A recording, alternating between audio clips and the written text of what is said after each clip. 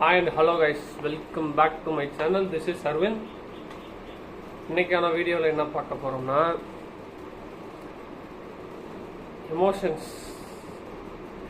emotions actually how fuck up our dreams or our works, everything. எமோஷன்ஸை பற்றி எல்லாத்தையுமே கிளியராக புட்டு வைக்க போகிறேன்.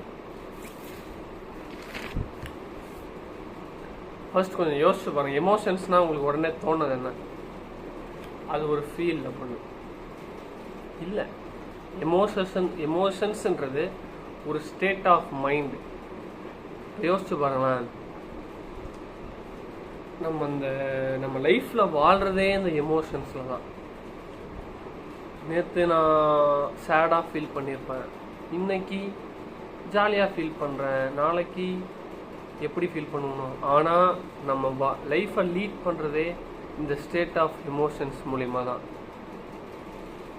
ஒன்ஸ் நம்ம இந்த எமோஷன்ஸை மட்டும் எப்படி ஹேண்டில் பண்ணணும்னு தெரிஞ்சிச்சுன்னு வைங்களேன், எமோஷன்ஸை பற்றி நாலேஜ் தெரிஞ்சிச்சு, ஓ இப்படி தான் ஒர்க் ஆகுதோ அப்படின்னு தெரிஞ்சிச்சுன்னா போதும், everything will be okay. Life அப்படியே கூலாக ஹேண்டில் பண்ணிட்டு அப்படியே போகலாம். இப்போ பீப்புள்ஸ் கிட்ட இப்போ என்கிட்ட ஒரு எமோஷ்னல் எனர்ஜி ஸ்டேட் இருக்கு.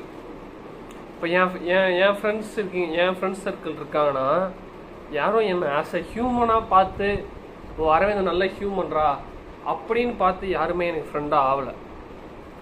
எல்லாம் எனக்கு எப்படி ஃப்ரெண்டாக இருக்காங்கன்னா, என் ஃப்ரெண்ட்ஸ் இருக்காங்கன்னு வச்சுக்கோங்களேன், எல்லாருக்குமே என்கிட்ட இருக்கிற அந்த எனர்ஜி தான் பிடிச்சிருக்கு. இட் இஸ் மேபி பாசிட்டிவ் எனர்ஜியாக இருக்கலாம், இல்லைனா ஒரு லவ் எனர்ஜியாக இருக்கலாம், ஒரு ஜாய் எனர்ஜியாக இருக்கலாம். அந்த எனர்ஜி, அந்த எமோஷ்னலாக தான் என் ஃப்ரெண்ட்ஸ் எல்லாருமே என்கிட்ட பிடிச்சி என்கிட்ட ஃப்ரெண்ட்ஸாக இருக்காங்க. கரெக்டாக. இப்போ ஃபார் எக்ஸாம்பிள், இப்போ நம்ம விராட் கோலியே எடுத்துப்போன்னு வச்சுக்கோங்களேன், விராட் கோலி பிடிக்காதவங்க யாருமே இருக்க மாட்டாங்க. விராட் கோலி ஏன் நமக்கு பிடிச்சிருக்குன்னா, ஆஸ் எ ஹியூமனாக நமக்கு விராட் கோலி பிடிக்கல, நல்லா பிடிச்சிருக்கோம். ஆஸ் எ ஹியூமனாக பிடிக்கல, அந்த எமோஷன் அவர்கிட்ட, அந்த எனர்ஜி தான் நமக்கு பிடிச்சிருக்கு. புரியும்னு நினைக்கிறேன். அந்த எனர்ஜி தான் அவர் விராட் கோலி எனர்ஜி எப்படி இருக்கும், எமோஷனல் எனர்ஜி எப்படி இருக்குன்னா ஒரு கரேஜாகவே இருப்பார். ஸோ தட் விராட் கோலி, தளபதி விஜய், அந்த எனர்ஜி ஸ்டேட் தான் நம்மக்கிட்ட. அப்படியே இன்னொரு எக்ஸாம்பிள் சொல்கிறேன். இப்போ யாரையாச்சும் லவ் பண்ணுறேன்னு வச்சுக்கோங்களேன், நீங்களே ஒரு லவ் பண்ணுறீங்க, யாரும் அந்த பர்சனெல்லாம் லவ் பண்ணல, அந்த பர்சன் தர எமோஷனல் ஸ்டேட்டை தான் லவ் பண்ணுறீங்க. நல்லா புரிஞ்சுக்கோங்க, அந்த பர்சனை நீங்கள் லவ் பண்ணவே கிடையாது, அந்த பர்சன்ட்டு வர எமோஷ்னல் ஸ்டேட்டை தான் லவ் பண்ணுறீங்க. கிளியராக புரியும்னு நினைக்கிறேன். புரியும். அதுக்கப்புறம் எனக்கு இந்த எமோஷ்னல் ஸ்டேட்ஸ் பற்றி கொஞ்சம் புரியணும்னு நினச்சி நான் ஆரம்பித்த புக்கு தான் letting go, pathway of surrender. எனக்கு ஃபஸ்ட்டு இது யார் சஜஸ்ட் பண்ணாங்கன்னா, குணா ஷேக், யூடியூப்பில் ஒருத்தர் இருப்பார், போட்டு பாருங்க. தரமான புக், வாங்கி படிச்சு பாருங்க, கூலாக போகும் வாழ்க்கை. என்ன book? Letting go by David Hawkins. David Hawkins ஒரு ஜீனியஸ் அப்படின்னு சொல்கிறாங்க, அப்படின்னு நான் சொல்கிறேன். அவ்வளோ அழகாக இருந்துச்சு அந்த புக்கு. அந்த புக்கிலேருந்து ஒவ்வொரு நாலேஜாக அப்படியே தோண்டி எடுத்துகிட்ருக்கேன். அந்த புக்கை பற்றி இன்னொரு 4-5 டைம் படிச்சுட்டு அந்த புக்கை பற்றியே சொல்கிறேன், கிளியர் எக்ஸ்பிளேஷனோட. ஓகே, அந்த come back to the energy states. அந்த எமோஷ்னல் எனர்ஜி ஸ்டேட்ஸ்க்கு ஹை எமோஷ்னல், இப்போ நம்ம ஒரு ட்ரீம்ஸை நோக்கி போயிட்டுருக்கோங்க நாங்களேன், ஹை எமோஷ்னல் எனர்ஜி ஸ்டேட்ஸில் போனோம்னா ஈஸியாக இருந்துடலாம். அதே லோவான எனர்ஜி ஸ்டேட்ஸில் போனோம்னா கொஞ்சம் டிஃபிகல்ட். இப்போ ஹை எனர்ஜி ஸ்டேட்ஸ்னால் என்னென்னு சொல்கிறேன், அந்த புக்லேயே கொடுத்துருப்பாங்க, பேஜ் கிடைத்து விட்டது. அதிகமான எமோஷ்னல் எனர்ஜி ஸ்டேட் என்ன இருக்குன்னா என்லைட்மெண்ட். எவ்வளோ பாயிண்ட்ஸ் கொடுத்துருக்காங்க பாருங்களேன், 700 to 1000. இப்போ அதுக்கு கீழே பீஸ், ஜாய். நான் செல்ஃபியில் கேமராவில் எடுத்துருக்கனால உங்களுக்கு தெரில. ஓகே, நான் சொல்கிறேன். Peace, joy, love, reason, acceptance, willingness, neutrality, courage, இப்போ இதுக்கு மேலே கரேஜுக்கு மேலே இருக்கிறது எல்லாமே high energy states, emotional energy states. கரேஜுக்கு கீழே இருக்கிறது எல்லாமே low emotional energy states. Okay, emotional energy states. Okay, high emotional energy states எப்படி, லோ எமோஷனல் எனர்ஜி ஸ்டேட்ஸ் எப்படின்னு கிளியராக சொல்கிறேன். இப்போ high energy states, emotional energy states எடுத்திங்கன்னா ஃபஸ்ட்டு என்ன இருக்குன்னா கரேஜுக்கு 200 பாயிண்ட்ஸ் கொடுத்துருக்காங்க. கரேஜ், நான் தான் எமோஷனல் ஸ்டேட்ஸ்லாம் இருக்கேன், ஒத்தா பார்த்துக்கலாம்டா, ஒத்தா நம்ம தான்டா என்னன்னாலும். அதுக்கு மேலே நியூட்ரலிட்டி. அப்புறம் நியூட்ரலிட்டிங்கன்னா நம்புறது, ட்ரஸ்ட், நம்ம ஒரு விஷயத்த நம்பணும், இப்போ நான் நம்புகிற மாதிரி நம்புங்க. அப்புறம் acceptance, have the points of 350. Courage 200 தான் இருக்குது, அக்செப்டன்ஸ் 350 இருக்குது. அக்செப்டன்ஸ் தாங்க ரொம்ப முக்கியமான விஷயம். நம்ம லைஃப்பில் அக்செப்ட் பண்ணிட்டு மூவ் ஆன் பண்ணிட்டு அப்படியே நம்ம ஒர்க்கை செஞ்சு போயிட்டே இருந்தோம் வைங்களேன், இப்படியோ போயிடலாம். Next reason. I just trying to be in the emotional state of reason. எப்படியாச்சும் ரீசன் இருக்க எமோஷனல் ஸ்டேட்குள்ளே போகணுன்னு தான் நினச்சிட்ருக்கேன்.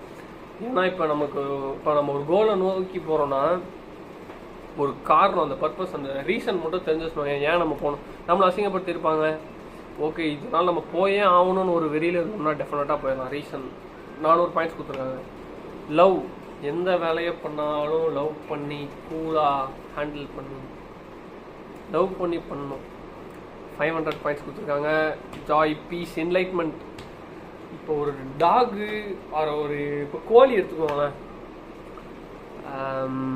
நம்ம காலையில் 3:30க்கெலாம் அது 3:30க்கெலாம் கூவும், கொக்கரக்கோன்னு. ஏன்னு கொஞ்சம் யோசிச்சு பார்த்துருக்கீங்களா? ஏன்னா அதுக்கு தெரியும் என்னென்ன நடக்குது, எப்போ விடியுது, நம்ம லைஃப்பில் என்ன நடக்குது, எல்லாமே அது தெரியும். அது என்ன எமோஷனல் ஸ்டேட்ஸ் இருக்குதுன்னு பார்த்தீங்கன்னா என்லைட்மெண்ட் ஸ்டேட்டில் இருக்குது. அந்த என்லைட்மெண்ட் ஸ்டேட்ஸ்லாம் நமக்கு கிடையாது, நம்மளால் அது அடைய முடியாது. அது எல்லாமே புத்தா, காட் இவங்களுக்கு மட்டும்தான் கிடைக்கும். அந்த என்லைட்மெண்ட், இப்போ அந்த கோழிலாம் பார்த்தீங்கன்னா ஒரு சேடாகவே ஆகாது. அந்த சேம் அந்த லோ லோ எனர்ஜி ஸ்டேட்குள்ளேயே போகாது, அப்படியே கூலாக இருக்கும், அது அப்படியே ஜாலியாக இருக்கும். அந்த மாதிரி தான் நம்மளும் அந்த லவ் பண்ணி அப்படியே என்லைட்மெண்ட்டாக இருக்கணும். இருந்தீங்கன்னா ஈஸியாக ஒரு விஷயம் ஈஸியாக சக்ஸஸ் ஆகும், எந்த விஷயம் செஞ்சாலும். கூல். லோ எமோஷ்னல் ஸ்டேட்ஸ்லாம் என்னென்னு பார்த்தீங்கன்னா கீழேருந்து போவோம். ஷேமுக்கு 20 பாயிண்ட்ஸ், கில்ட்டுக்கு 30 பாயிண்ட்ஸ், அப்பாத்திக்கு 50 points, grief 75, fear 100, desire 125, anger 180, pride 175. இப்போ நீங்கள் என் வீடியோ பார்க்குற யாராவது இந்த எமோஷ்னல் ஸ்டேட்ஸில் இருந்தீங்கன்னா தயவுசெய்து ஏதோ பிரச்சனையில் மாட்டின்னுக்கிறீங்க, அதை டப்புன்னு வெளில வந்துடுங்க, நான் வெளில கொண்டு வரேன், டோன்ட் வரி. இந்த லோ எமோஷ்னல் ஸ்டேட்ஸ்லாம் ரொம்ப மோசமானது. ஏன் மோசமானு சொல்கிற மாதிரினா லோ எமோஷ்னல் ஸ்டேட்ஸில் இருந்து என்ன பிரயோஜனம்? அப்பாத்தி இருக்கு பாருங்க, ரொம்ப கேவலமான ஒரு எமோஷ்னல் ஸ்டேட்டுங்க. நம்ம ஸ்டேட்டஸ் போட்டுக்குன்னு நான் ஐயோ எனக்கு யாரும் இல்லை, நம்மளை யாராவது காப்பாற்ற மாட்டாங்களா, நம்மளை பாவமாக வச்சுக்கின்னு ஐயோ நமக்குன்னு யாரும் இல்லையே, ஏன் வாழ்க்கை எப்படி போகுது, இப்படி போக மற்றவங்க சொல்லி ஸ்டேட்டஸ் போட்டுக்கணும். ஏன் இவ்வளோ ஹையர் எனர்ஜி ஸ்டேட்ஸ் இருக்கிறப்ப அந்த தைரியமாக கூட நம்மளால் இருக்க முடியாது? ஏன் இவ்வளோ கில்ட்டெல்லாம் ரொம்ப ரொம்ப மோசங்க. கிளியராக எக்ஸ்பிளைன் பண்ணுறேன். இப்போ 10th படிக்கும் போதே நான் ஃபிட்னஸில் வரணும், கொஞ்சம் 10th ஃபிட்னஸ் கொஞ்சம் இன்ட்ரெஸ்ட் எனக்கு. ரன்னிங்லாம் போகணுன்னு நினப்பேன், ஆனால் என்னால் முடியாது. ஏன்னா எவனா என்ன நினச்சிடுவோன்னா ஐயோ அப்போ இருப்பேன். அப்படியே காலேஜ் வந்தேன், எனக்கு அப்போ தெரியாது இந்த எமோஷ்னல் ஸ்டேட்ஸ் பற்றிலாம், இப்போ தான் கொஞ்சம் கொஞ்சமாக புரியுது. காலேஜ் வந்ததுக்கு அப்புறமேட்டா ஒருத்தன் நம்ம தான்டா, அம்மா என்ன நினச்சா எனக்கு என்னடா அப்படின்னு யோசித்தேன். ஓரளவுக்கு இருக்கேன். கூல். இப்போ ஒரு ட்ரீம் இருக்குன்னு வச்சுக்கோங்களேன், இது உங்கள் ட்ரீம். இப்போ நீங்கள் கில்ட்டில் இருந்தீங்கன்னு வைங்களேன், அந்த ட்ரீமை அச்சீவ் பண்ணவே முடியாது. இப்போ டெய்லியும் ஒர்க் பண்ணுவோம் அந்த ட்ரீம்காண்டி. அந்த கில்ட் வந்துச்சுன்னா அந்த கில்ட்டுன்ற ஸ்டேட் என்ன நம்ம பண்ணோம், உங்களை பனிஷ் பண்ணணும்னு சொல்லும். நீ இது பண்ணிட்ட, உன்னை நீ பனிஷ் பண்ணிக்கோ, எல்லாம் சரியாயிரும் அப்படின்னு சொல்லிட்டு இந்த ட்ரீமை செய்யறதுக்கான ஒர்க்கை பண்ண விடாமல் பண்ணிடும். இதுதான் கில்ட். கில்ட்டோட வேலை என்ன தெரியுமா? நம்ம ஈகோ பேசும். இப்போ நான் வந்து டெய்லியும் ஜிம் போகிறேன் அப்படின்னு நீங்கள் வந்து செட் பண்ணுறீங்கன்னு கோலை வச்சுருக்கீங்க. இப்போ வந்து டெய்லியும் ஜிம் போகணும்னு சொல்லிட்டு வச்சிட்டீங்க. இப்போ 100 டேஸுக்கு போகணுன்னு வச்சுருக்கீங்க. அந்த மாதிரி 100 டேஸ் சேலஞ்ச் மாதிரி தெரியல, சரி ஓகே வச்சுருக்கீங்க. இப்போ ஒரு 40 டேஸ் ஒரு 20 டேஸ் கரெக்டாக ஃபாலோ பண்ணிட்டீங்க. 21th டே பிரேக் பண்ணிட்டேன்னு வைங்களேன். அது வரைக்கும் நீங்கள் டயட் கரெக்டாக எடுத்துருக்கீங்க, பான் பார்க்கல, எல்லா விஷயமும் நல்லா தான் பண்ணியிருக்கீங்க. அந்த 21th டே நீங்கள் வந்து கிளிக் பண்ணிட்டீங்கன்னு வச்சுக்கோங்க. 22nd என்ன தெரியுமா சொல்லும் அந்த கில்ட்டு?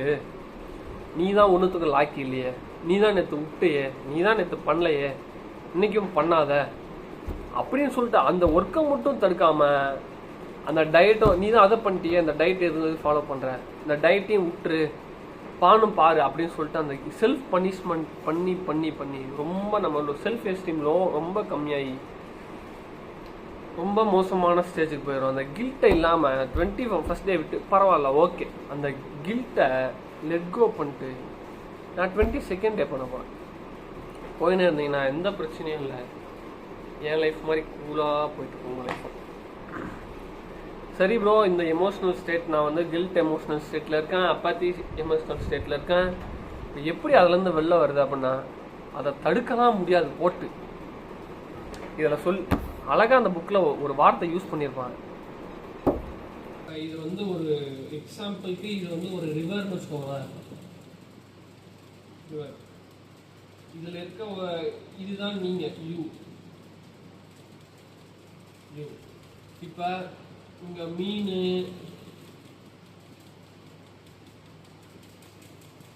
ஃப்ராக்லாம் ஓடிட்டு இருக்குன்னு வைங்களேன்.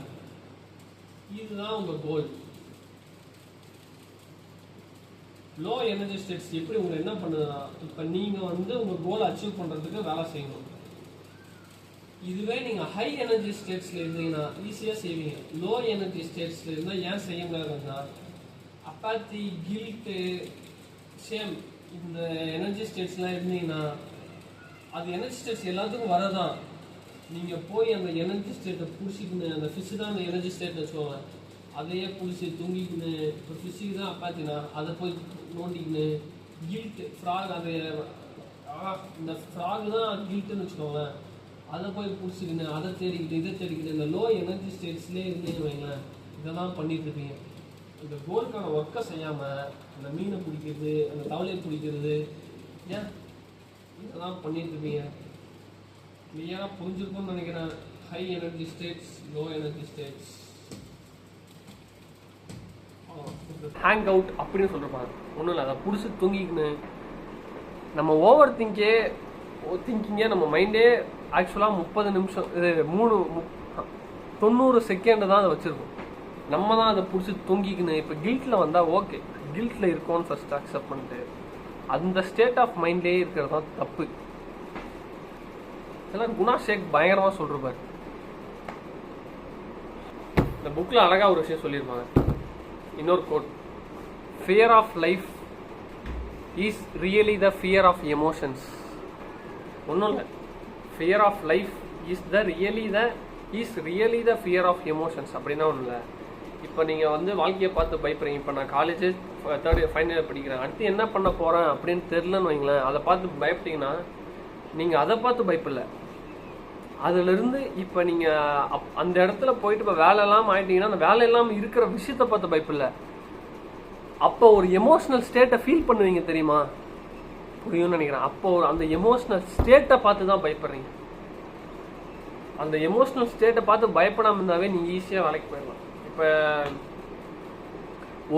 கிரிக்கெட்டில் ஒரு பாலுக்கு 6 ரன் அடிக்கணும்னு வச்சுக்கோங்களேன்.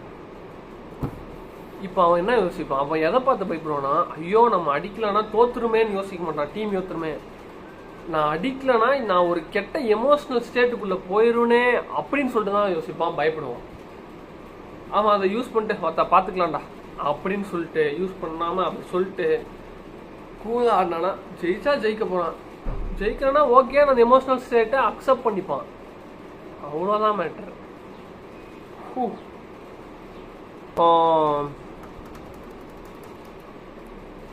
அவ்வளோதான் இன்னைக்கான வீடியோ. நிறையா சொல்லணும்னு நினச்சேன், சொல்லியாச்சு. You are not your emotions. எமோஷன்ஸை தனியாக வைங்க, நீங்கள் தனியாக இருக்கு பாருங்கள் எமோஷன்ஸ்லாம் எப்படி ஒர்க் ஆகுது. ஐ ஹோப் நல்ல இன்புட்ஸ் கொடுத்துருக்கேன்னு நினைக்கிறேன், நம்புகிறேன். அடுத்த வீடியோவில் நல்ல இன்புட் கொடுக்க ட்ரை பண்ணுறேன். இந்த வீடியோ நல்லா இருக்குன்னு நினைக்கிறேன். சென்று வருகிறேன், வென்று வருகிறேன். வாட் ஆம் அமை.